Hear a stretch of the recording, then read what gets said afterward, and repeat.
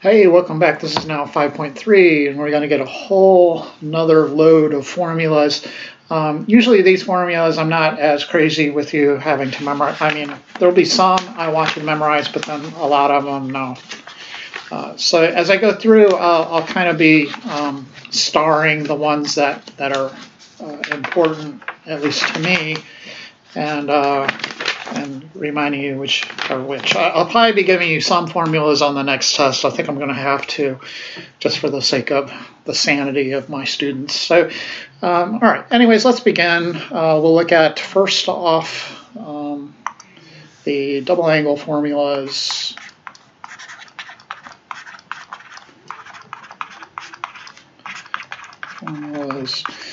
And there are three of these. The first one is important, so when it's important, I guess I'll put a star by it or something like that. So memorize this one. Sine of 2 theta equals 2 sine theta cosine theta.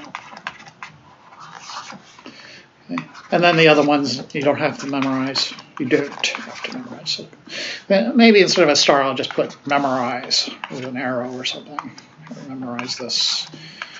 Memorize. Okay. Cosine 2 theta is cosine squared theta. It's kind of like cosine squared plus sine squared is 1, but this one, cosine squared minus sine. I'm not going to force you to memorize it anyways, but so there it is. Third guy, tan 2 theta. We can rewrite that as 2 tan theta all over 1 minus tan. Excuse me, 1 minus tan squared theta. Okay. Okay, so let's look at a proof, or we can derive number one from the same sign formula from last section. So the proof of the first guy, starting on the, we'll start on the left-hand side. Starting on the left, we note, so I'm looking at number one there. Sine of 2 theta is equal to, and I need to get to 2 sine theta cosine theta using only the identities that I already have given you. So in particular, you can kind of re-envision 2 thetas as theta plus theta, right? So you can think of 2 theta as theta plus theta.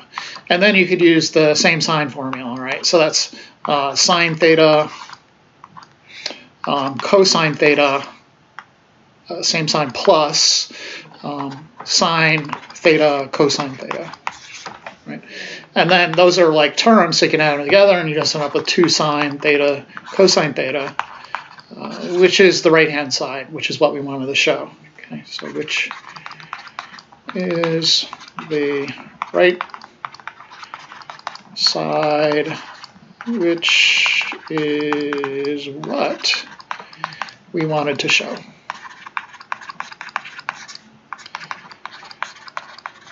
There it is. Okay, let's look at some kind of random questions they have in the book that are related to these formulas. Number 9 in particular, we're finding the exact value for these 3 expressions. First off, sine of 2 theta. Secondly, cosine of 2 theta. And then thirdly, what do we have? Tan of 2 theta. The given information in problem 9 is that the cosine of theta equals 24 over 25, and the angle theta lies in the 4th quadrant.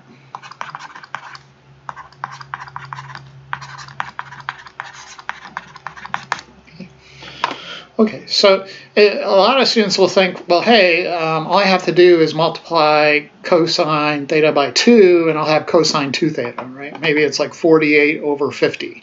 It don't work that way. What you're going to have to do is kind of figure out the triangle related to this issue. So if theta is in the 4th quadrant, your triangle is going to be like situated like this. Cosine of theta is adjacent over hypotenuse, so it would be 24 over 25. And then this would be -7 if you do the Pythagorean theorem and all that. Okay, so this is my angle here, or the reference angle. Okay, so what? Well, what is sine of 2 theta? Well, I don't know what sine of 2 theta is. It's kind of, you think maybe it's related to the cosine of regular theta. Maybe you could like somehow weirdly multiply this angle by 2, but it turns out you really can't do that. Okay, you're going to have to use these formulas, these double angle formulas, to rewrite sine 2 theta as 2 sine theta cosine theta, and then you could use the triangle to figure out sine of theta. And of course, we already have the value for cosine theta. Okay, so cosine theta we already have. Sine theta of this theta, opposite over hypotenuse, so this would be -7 over 25. And then you're stuck with multiplying that all out. So it'd be -336 over 625. Okay, so the moral of the story, sine of 2 theta seems like it's closely related to like the sine of theta, but it's not really. You have to use these formulas to kind of unlock the answer. Okay, so let's look at B. Cosine 2 theta is equal to cosine of theta squared minus sine squared of theta. And again, we just kind of use that triangle, so 24 over 25 squared, I'm substituting in, minus -7 over 25 squared. Okay, and then we got a bit of arithmetic to do. Plugging into my calculator earlier, I got 527 over 625. Okay. Let's try part C. Here we have the tan of 2 theta. Okay. And from our formula above, that will be 2 tan of regular theta all over 1 minus tan squared theta. Okay, so in this case, tan is opposite over adjacent, so you have 2 times -7 over 24, using the triangle here up to the top left there. And then 1 minus -7 over 24 squared. Okay. And then again, you have some arithmetic. This will end up being in the numerator -7 over 12. In the denominator, what do we have? 1 minus 49 all over 24 squared, whatever the heck that is. I think it's 527. Looking at my notes. Then in the denominator, you find a common denominator and combine the 2 numerators over the common denominator. So 1 is the same as 527 over 527, minus 49 over 527. And then you're left with -7 over 12 divided by that difference. So I think it's, what the heck is the difference between 527 and 49?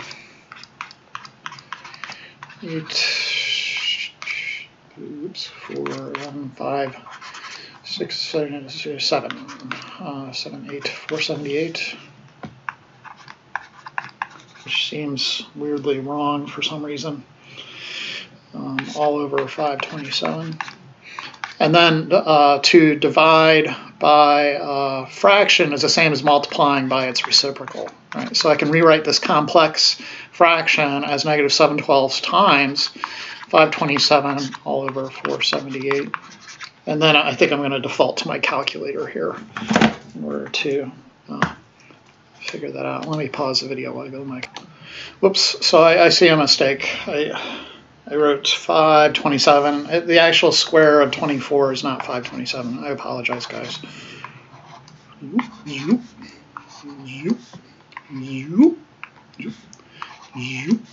right, let's try that again. So downstairs it'd be 24 squared in its denominator, which is 576. 576. And then you're going to have 576 over 576 minus 49 over 576. That's the 527. 527 all over 576. And then you're multiplying by reciprocals, so 576 over 527. And then we can multiply that out and kind of try to reduce. So, I'm getting negative 336 over 527. Okay. Okay. So the moral of that story, again, cosine of 2 theta, you really can't figure out the cosine of regular, you can't figure out cosine of 2 theta if you already know how to figure out cosine of theta in a real easy way. It's not a matter of just multiplying something by 2. Okay, you have to go back in and use these double angle formulas. Okay, so hopefully that's something you will remember. But anyways, section 2, we note there are actually 3 different ways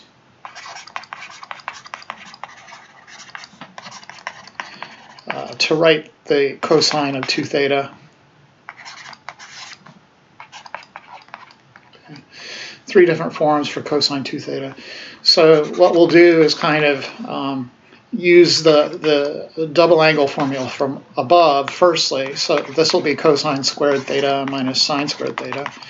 And that's the first form, right? So I'll just put a 1 over there and remind us. I could rewrite sine squared using our Pythagorean identities. So remember, sine squared plus cosine squared is equal to 1. So therefore, sine squared must be 1 minus cosine squared. Okay. So I can do a substitution. In other words, for sine squared, I'll rewrite that as 1 minus cosine squared. Okay, then I'm going to have cosine squared theta minus 1 plus cosine squared theta. And that will lead me to the second formula, or second form. We have 2 cosine squared, so this will be 2 cosine squared theta minus 1. So that's our second form. Then we could take the cosine squared in there and do another replacement of using Pythagorean identity. So cosine squared, if we were to solve for that up here on the right, cosine squared would be 1 minus sine squared. Okay. So I can replace cosine squared with 1 minus sine squared theta, and then minus 1. And then we're going to simplify this, and that'll give us a third formula that's in the book. So 2 minus 2 sine squared theta minus 1. And then we could combine the 2 and the 1, and you just get 1 minus 2 sine squared theta. And that'll be our third formula. Okay, so let's use these different forms here to kind of verify an identity. So these problems, are all over the place in Chapter 5. These type of problems, verifying identities. And here, this is 27 from the book. We have sine squared x plus cosine 2x equals cosine squared x. Okay, I have the feeling that I can, use one of these rewrites to get to my answer. So I'm going to start on the left side and rewrite cosine of 2x. Okay, so starting on the left, we note the following: sine squared x plus cosine 2x is actually equal to sine squared x plus, and I'm going to use that third formula here. So instead of cosine 2x, I'm going to write 1 minus 2 sine squared x. Okay.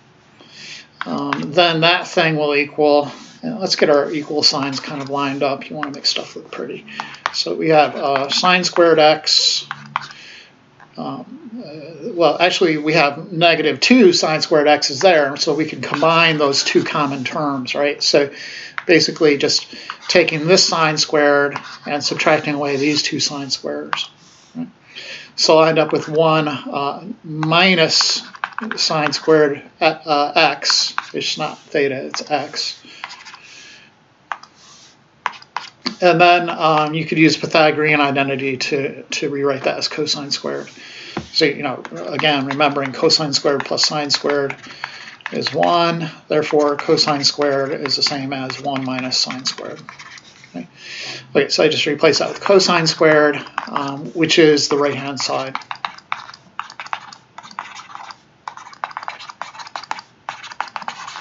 and that's what we want to show. Okay, the next formulas, at least two of them are pretty important to me. So you don't have to memorize these three. I think the point is that you can always make sort of more and more identities as you need them. Okay, yeah. Okay, so right now, really the only one I'm having you memorize is sine 2 theta, 2 sine theta, cosine theta. But there's going to be some more here in the section 3. Okay. These formulas are called power-reducing formulas. And later on, you'll have to do some simplifications that will require you to get rid of powers. It's not kind of even motivated at this point. You won't see why until you get to calculus 2. If you keep on taking math, you would eventually run into it. So it's important for us to kind of cover our bases and make sure everybody knows these formulas. But here they go. So sine squared theta equals 1 minus cosine 2 theta over 2. And then cosine squared theta, these are almost the exact same formulas, except one's plus, one's minus. 1 plus cosine, or 2 theta, all over 2. These guys you have to have memorized. Okay. There's also a tan version, which I don't use that much, so I'm just going to kind of just toss that in the mix here. I would give you this on the test if you needed it. Okay. Okay. Anyways, you use these to reduce power. So if you're dealing with some expression that has like cosine squared in it, or maybe cosine to the 8th power, you could use these formulas to get rid of the powers. Okay, so what does that mean? Let's take a look. This is checkpoint 4. This is the video quiz question. It's on page 648 if you are following along. I believe it's 648. Let me just check. Ruh-roh, that is not page 648. I don't know why my numbers are all off. Checkpoint 4. Let me find it. This is the video quiz. This is the video quiz. It's on page 676. I apologize. So I hope you're kind of reading the book. You should be reading the book. You want to get used to it, because if you ever have to read like more technical papers, this will give you a first go at it, you know. And the book is kind of easy to read. It gives you questions as you go along. And generally, even when I read papers, I'll make up little questions for myself as I go along. That way, even if I don't understand everything, I kind of feel like I did something while I was going through the paper. A lot of papers are just will be way beyond your reach. And it's not just because you have a lack of experience. It's because mathematics is a huge field of study, and so there's likely to be parts of it that you just, you have no clue about. So the only way to get a foothold in those situations is kind of just surf through and see what you can pick. All right, I'm gonna see if I can answer this question, if I can answer this question, and at least you do something. You're not just kind of skating the surface. But that's my 2 cents. Anyways, video quiz. This is the video quiz question. Okay, so anyways, rewrite sine to the 4th x with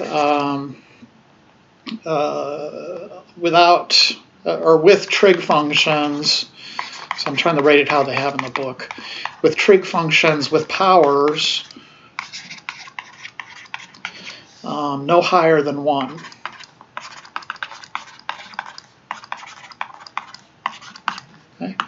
Okay, so we kind of start over here with sine to the 4th of x, and we're going to use our power reduction formulas, the cosine and sine version. So the first thing I'm going to do is note that sine to the 4th is the same as sine squared. Okay, because I don't really have a formula for sine to the 4th up here. But I do have the sine squared. So once I get the sine squared there, I can do a substitution, and I can then rewrite this thing as 1 minus cosine of 2x all over 2 squared. Then the numerator, you can FOIL that thing in the numerator. I mean, the square of a fraction, if you remember, if you have a over b squared, that's the same as a squared over b squared, right? So you could do that same thing here, this fraction. You could say, well, this is the same as 1 minus cosine of 2x squared. But 1 minus cosine of 2x squared is the same as 1 minus cosine of 2x times 1 minus cosine of 2x. All over 2 squared, which is 4. So in that numerator, what I'm going to want to do is FOIL. So I'll have first is 1, outer is negative cosine x, inner is negative cosine 2x, I mean. So negative cosine 2x plus negative cosine 2x is minus 2 cosine 2x. And then plus cosine 2x times cosine 2x is cosine 2x squared. Okay. And then all over 4. Okay, next thing I want to do is kind of clean it up a little bit. You could do a substitution right here for cosine squared, but you're going to end up with a complex fraction. So I kind of avoid that, and I'm just going to, butterfly the fraction, as they say. So we'll have 1/4, and then this fraction, and then this fraction. Okay, and then I'm going to put the constants out in front as well. So well, I have 1/4 and then minus 2 cosine 2x all over 4. But you can rewrite that as 1/2 cosine of 2x, because 2 over 4 is 1/2. And then finally plus cosine of 2x squared over 4, which is the same as 1/4 times cosine squared 2x. Okay.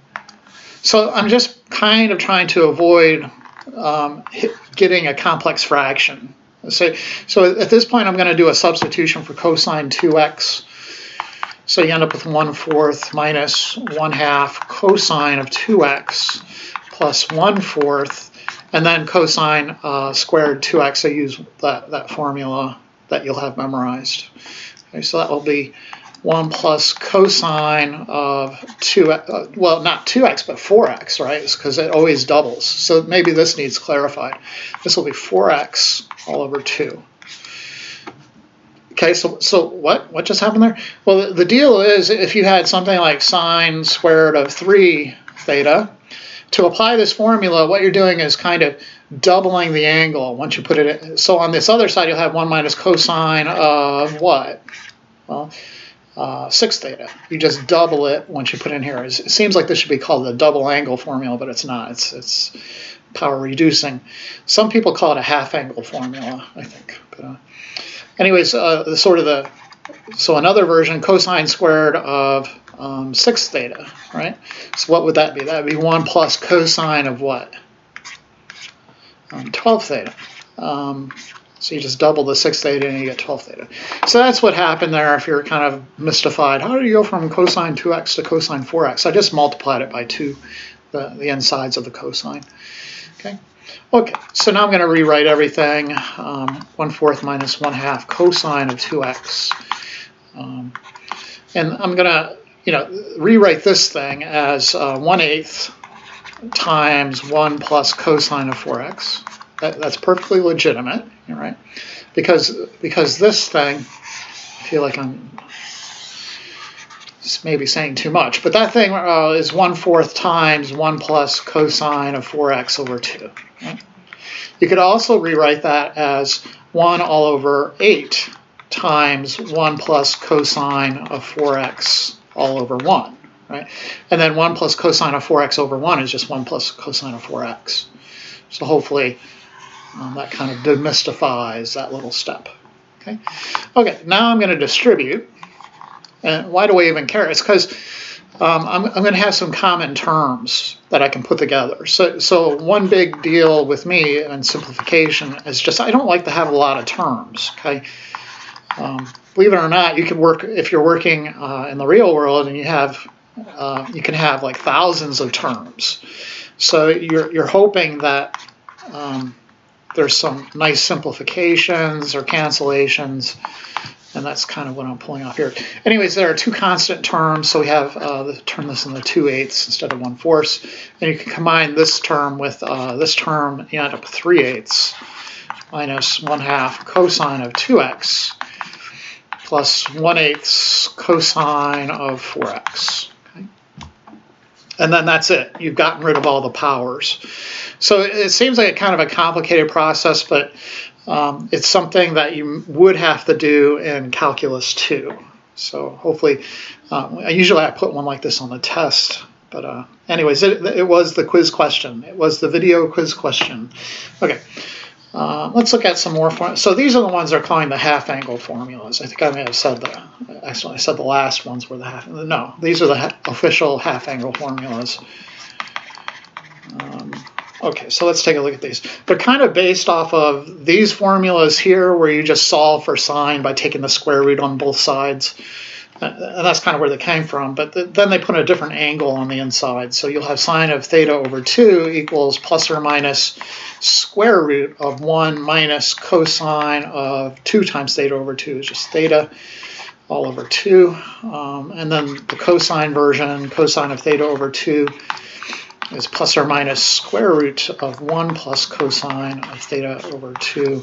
And then, of course, there's always this tan version. You don't have to memorize any of these.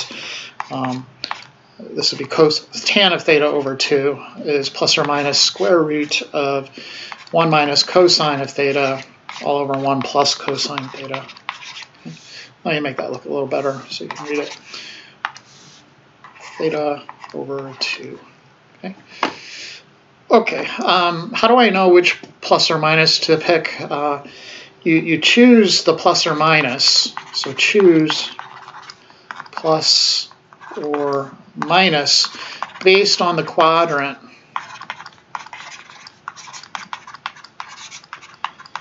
of your theta over 2. Okay. And let's take a look at some examples to make that more clear. Okay. So here's problem 39 from the book. We want to know the sine of 15 degrees. Okay. So this is going to be plus or minus square root of 1 minus cosine of basically 2 times 15, which is 30, all over 2. And I have to determine if it's plus or minus. So where is 15 degrees? That's in the first quadrant. What is the sine of sine in the first quadrant? Well, it's positive. So we must be using the positive square root version. So you would pick, on the formula, it's plus or minus, but in this case, because of the angle theta over 2, you have to pick the plus. Okay, so then we just reduce. We should be able to do this in our heads. Let me erase that. I actually went to the wrong color. So we have the square root of 1 minus cosine of 30. So 30 is pi over 6. So that would be root 3 over 2. All over 2. I have some nasty looking complex fractions there on the inside. Then I'll multiply top and bottom by 2 to get rid of that issue. So I'll end up with the square root of, if I distribute, I'll have 2 minus root 3. And on the bottom I have 4. And then you can take the square root of 4, right? Because the quotient of a square root is the quotient of the roots. The quotient of a square root is the quotient of the square roots. The quotient of the square root of a quotient is equal to the quotient of the square roots. Sorry. In other words, you could split the radical sign into 2 radicals like that. Okay, so we'll have the square root of 2 minus root 3 all over the square root of 4. And then the square root of 4 is just 2, so we'll be good from there. Okay.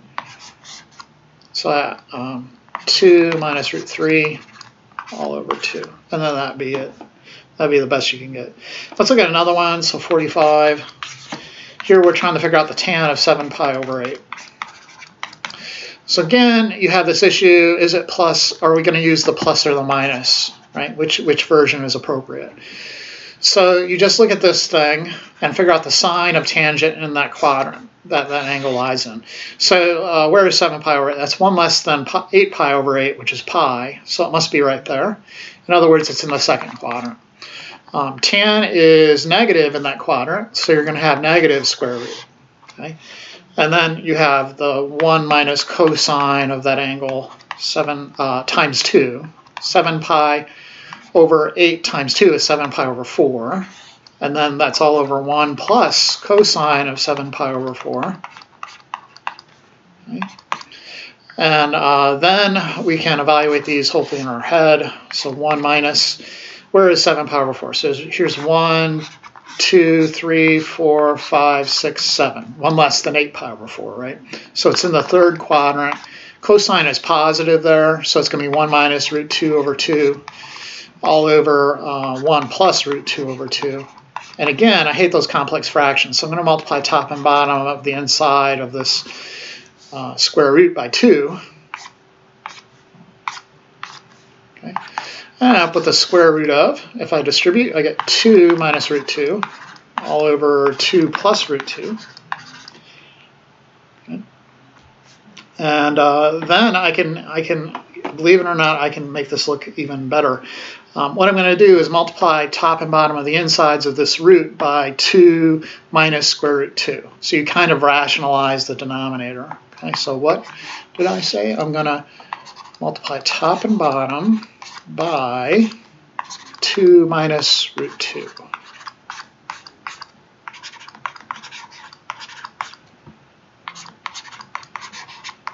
Okay. Wait. So in the numerator, I'll have, after I FOIL, 4 minus 2 root 2 minus 2 root 2, which is minus 4 root 2. And then plus root 2 times root 2 is root 4, so that would just be 2, all over 4 minus 2 root 2 plus 2 root 2 is 0, and then minus square root 4, which is also 2. And then you could simplify this stuff, so you end up with 4 plus 2 is 6 minus 4 root 2 all over 2. And then you'll have, if you butterfly this thing, you'll have 6 over 2, which is 3, minus 4 root 2 over 2, which is 2 root 2. And you kind of at least get rid of the fraction. So one thing you may see if you're looking at the answer in the book, that's not the answer you'll get. Okay. Okay. Well, one reason it's not the answer you get is because I forgot a negative. Okay, that's one reason. But it's not the answer. Okay. And actually, in the book, if you look in the book, it'll be negative root 2 plus 1. So how the heck did they get from here to here? You know, how did they do that? Well, it's a question we can answer with the following identity that we're going to work with. Okay, so this is actually checkpoint 6 then on page whatever. Checkpoint 6 is on page 678. So let's take a look at this thing. They want you to verify the following identity. Verify that tan of theta is equal to the sine of 2 theta all over 1 plus cosine of 2 theta. Okay, so I'm going to use the angle formulas from the beginning of our lecture today. So I'll start on the right-hand side.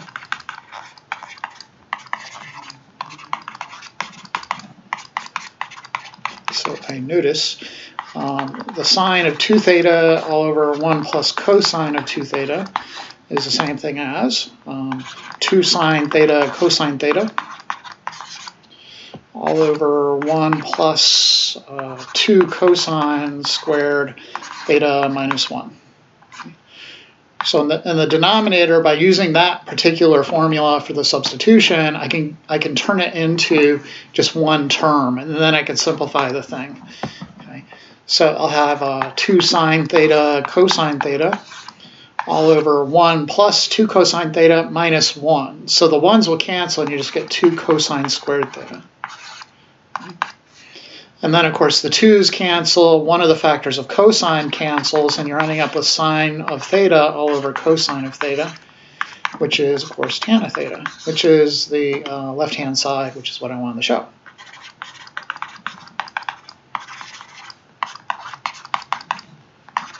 Okay, so let's use this formula then to redo number 45, and we'll get that other answer that you would see in the back of the book.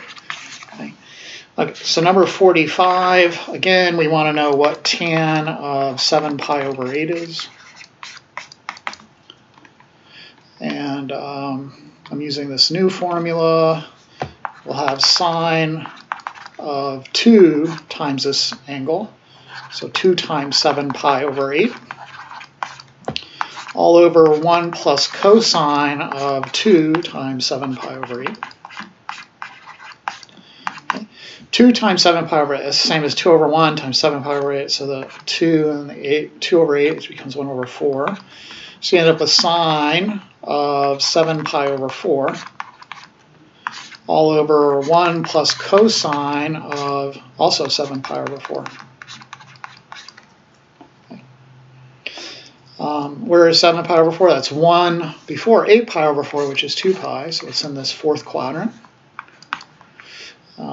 Sine is negative there, so you'd have negative root 2 over 2, all over 1 plus cosine is positive there, so it would be root 2 over 2. And then you can multiply top and bottom by 2. You'd end up with negative root 2 all over 2 plus root 2. And then you can multiply top and bottom by the conjugate, and I think we'll have our weird answer that was noted above.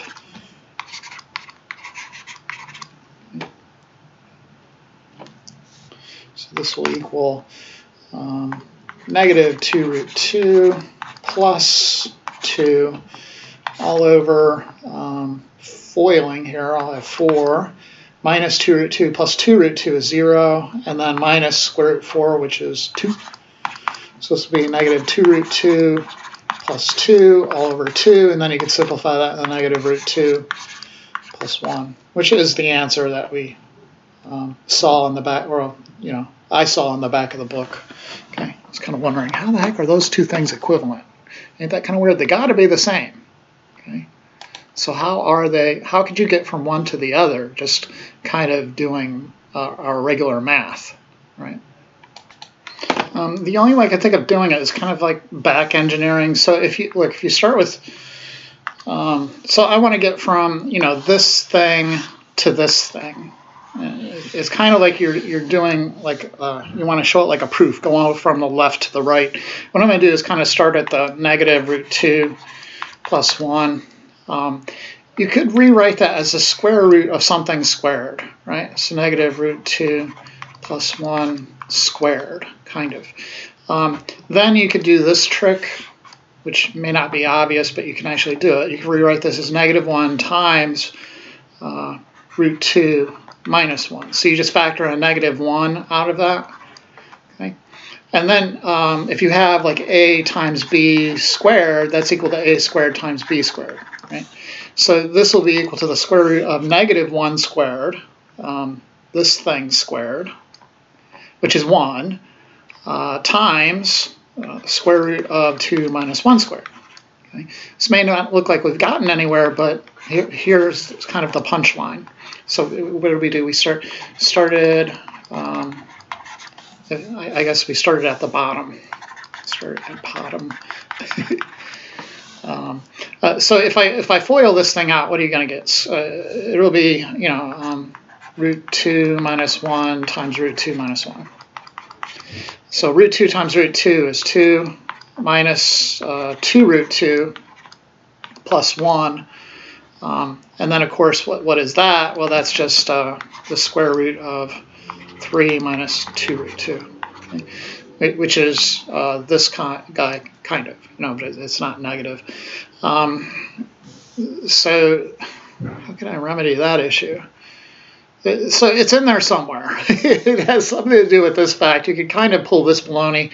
I'm missing something. Maybe I should have factored out the negative first. I bet that's kind of how they would, to make sure that you get that negative out in front, you could probably go like factor out the negative here. And then you have the root 2 minus 1. And then you could rewrite that as negative square root of 2 minus 1 squared. And then you can rewrite that as negative square root of this thing squared is 2 minus 2 root 2's plus 1, and then 1 plus 2 is 3. So you end up, you know, which is the top, which is this guy being the bottom. expression. Instead of saying starting on the left and going to the right, this is the top. Okay. Okay, so hopefully that alleviates some of the mystery that maybe you were worried about. Anyways, let's move on. I think we beat that to death. But let's look at some alternative half-angle formulas for tan. So the alternate, and you know, we just kind of gave you one here. Okay, let's look at another one. I don't expect you to have these memorized either. So here we go. Tan of alpha over 2 equals 1 minus cosine of alpha all over sine of alpha.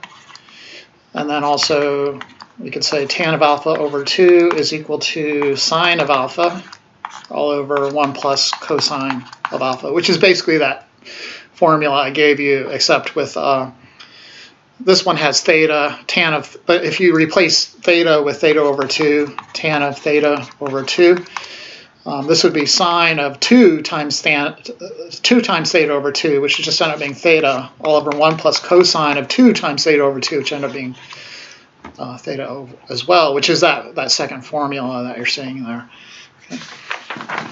Okay, anyways, there's that. A whole lot of formulas for you to play around with.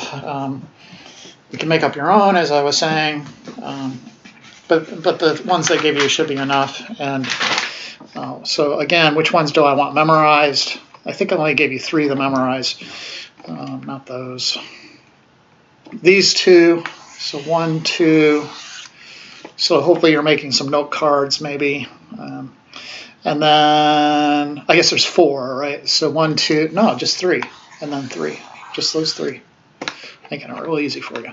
Okay, so all that jazz. Let's look at one application before we take off. This is number 79. I believe it's on page 682. So a lot of these applications will come up if you take physics, the study of kind of the motion and the reality that surrounds us. Anyways, here we're dealing with some projectile motion, in particular a shot put player. So throwing events in track and field include the shot put, the discus throw, the hammer throw, the javelin throw. The distance that an athlete can achieve depends on the initial speed of the object thrown and the angle above the horizontal at which the object leaves the hand. The angle is represented by theta, and I'll draw out the little picture they give you. The distance d in feet that the athlete can throw is modeled by this formula here that I will give you. D equals v sub 0 squared all over 16 times sine theta cosine theta. Okay, and that v thing, that is my cursive letter v. Okay, this is v, but it's in cursive. Okay, so some people don't know what that is. V sub 0 okay, is v sub 0. Initial velocity is usually what they're trying to say. So anyways, let's write down sort of our values here. So d is going to be the distance the athlete throws. Sorry, it's in green. D is distance of throw. Theta is the angle of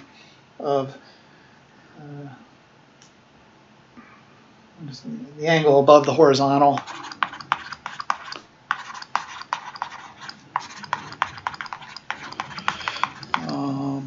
Horizontal. V sub 0 is the initial velocity of the throw.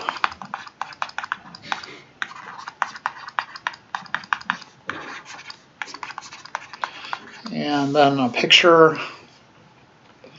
So you have a humanoid individual. I don't know what this person is doing. Maybe he has a hat on and he's throwing something, and it's going up and then coming back down. The horizontal, let's put that in blue, so that is the horizon. The angle theta is in here. Right. Right? So it sort of follows the trajectory of the throw at first, but then it's deviating as the throw goes along. Right, so part A, and of course the distance from here to here is d, the distance of the throw. Okay, if my picture is terrible, you can look in the book if it upsets you. Okay, so anyways, part A, use an identity to express a formula so that it contains the sine function only. Okay, so again, there's our formula. Maybe I should rewrite it so we can see it. D equals v sub 0 squared all over 16 times sine theta cosine theta. So if you have that one identity memorized from the beginning of the lecture, sine of 2 theta equals 2 sine theta cosine theta, you can do this. So part A, they want you to rewrite it in terms of sine.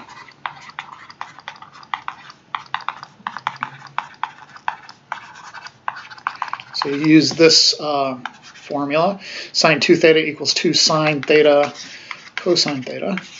So we want to do a substitution for this part of it. So we'll have to divide both sides by 2 and rearrange the formula. So sine of theta cosine theta can be replaced by sine of 2 theta over 2.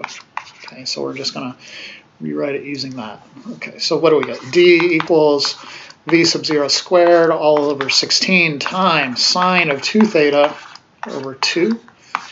And then we could, multiply straight across. You get v sub 0 squared sine 2 theta all over 32.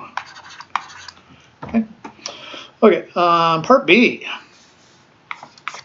Find the angle that produces the maximum distance.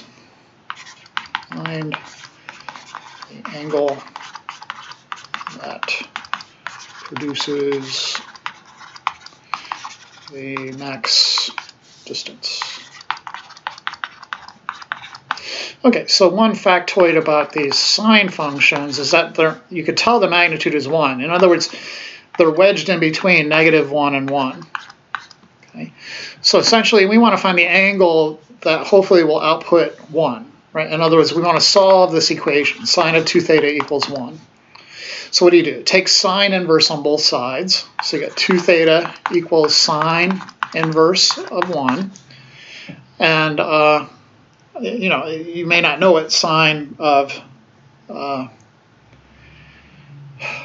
sine inverse of 1, where are we on the unit circle? So that's going to be at pi over 2. Okay? So 2 theta equals pi over 2. And then you can solve for theta. So theta equals, divide both sides by 2, you get pi over 4. Okay. So the ultimate angle for getting a max distance will be the pi over 2. And it seems like, or pi over 4. Yeah, if it was pi over 2, you'd be throwing it straight up in the air, right? Pi over 4 is the best angle. So how far is that maximum distance?